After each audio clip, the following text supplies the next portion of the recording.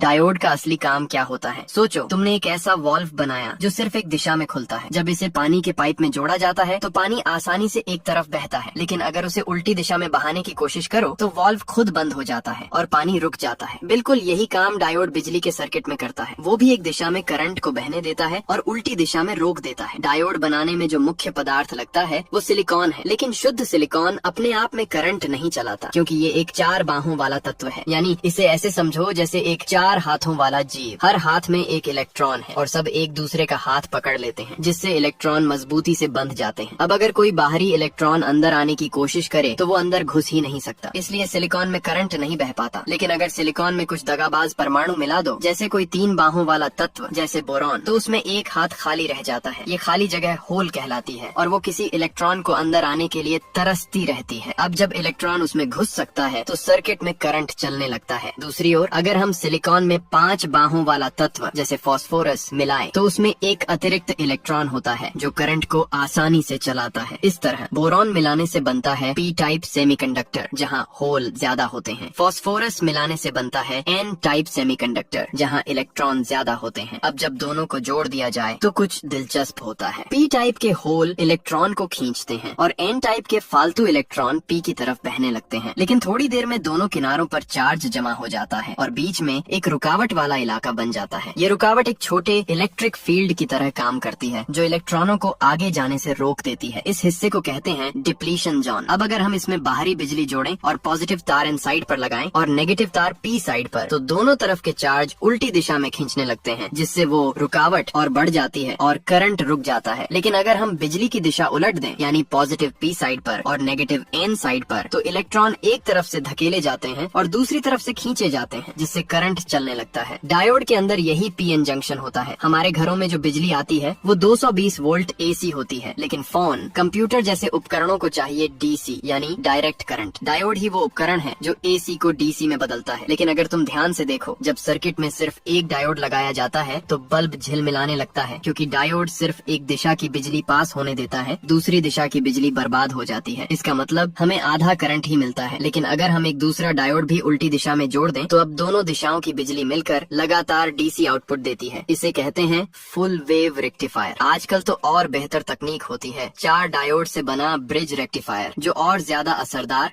और स्थिर होता है। तो बताओ, अब तुमने डायोड का असली मतलब समझ लिया ना।